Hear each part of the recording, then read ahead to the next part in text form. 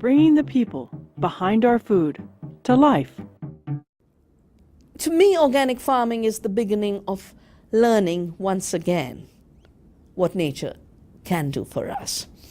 Industrial farming was an attempt to make us believe there's nothing like a fertile soil. Soil is a container into which you put nitrogen, phosphorus, and potassium. There's nothing like a living seed. Seed is a manufactured commodity coming out of labs with a patent linked to it. And this idea of empty soil and empty seed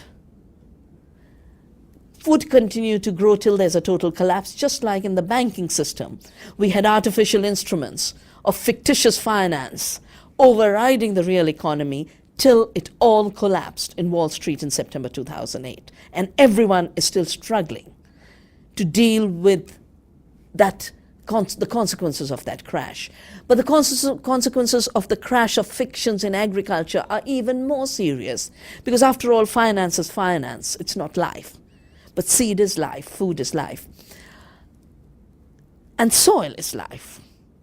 Organic farmers relink to the soil and learn the real origins of soil fertility in the millions of microbes that make for soil fertility.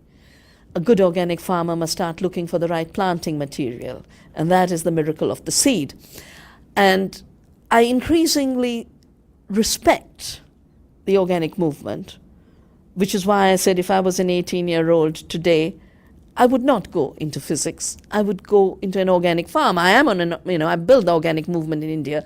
But as an 18-year-old today, I would choose to be an organic farmer, because an organic farmer is the best scientist of today, because they're having to actually understand how nature works in order to produce. They are the best health specialists of today, because they're giving us the food that gives us health. It's not hospitals that give us health. Hospitals increasingly are giving us disease. An organic farmer is the best steward of the land and the best ecologist. And I am increasingly feeling an organic farmer is the best peacemaker today, because there is more violence, more death, more destruction, and more wars through a violent industrial agriculture system. And to shift away from that into an agriculture of peace is what organic farming is doing. Tell me what individuals can do. I think what individuals can do and individuals are doing is recognizing that the food we eat comes somewhere from soil, comes somewhere from seed, comes somewhere from the loving efforts of a farmer. To recognize those links and to make those connections is vital. I think the second very, very important thing is everyone is an eater.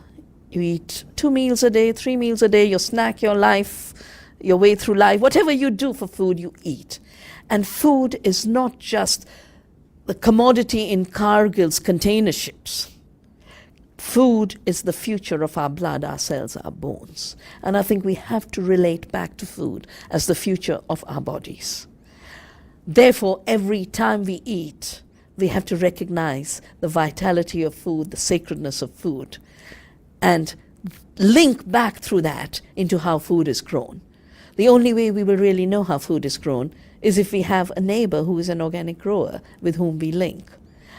It means an effort, but that tiny bit of effort means security overall. A careless walking down a Walmart aisle where you don't know where the food is coming from, what's in it, is going to condemn you to all kinds of health problems, disease problems, but most importantly, it's going to rob you of fundamental freedom. Before you know it, you won't be able to make the choice. You'll be able to eat 70 products of genetically modified soya, all of it coming from Monsanto seeds, all of it traded by one Cargill. And when you want something else, it won't be available to you. So every day's act of eating is an act of creating freedom. And doing it consciously, doing it with choice, has to be something we construct. As Gandhi said, we have to be the change we want to see. And then we have to drive the governments to shape the policies that make it easy and everyday. Today's policies are going in the opposite direction, and therefore ordinary people have to shape the world in today's time. But you are seeing hope. I see tremendous hope. First of all, I see hope in the seed. And that's why, for me, seed is my teacher. There's a wonderful poem that captured it in Palestine, said, you can drop bombs on my villages, you can destroy all my books, you can rob us of our culture, and you can create a landscape where no bird, no insect, nothing can hide. But I do not despair ever. I have hope, because I save one seed that I will plant and grow again.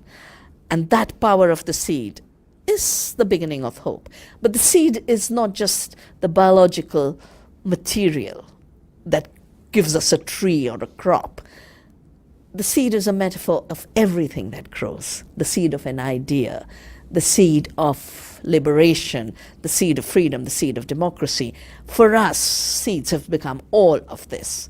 And I'm in a period of deep hope, because I think, you know, when the destruction, constraints, and dictatorship is not too intense, people do not sense it. It's a bit like that frog, where you increase the temperature little by little, and like frogs, we get burned to death. But when it's a huge leap in temperature, frogs jump out. The corporate greed is creating a huge leap in the temperature of control, and people are now sensing it. And that is why I have huge hope that human beings like the frog are going to jump out of this dictatorship and create new freedom.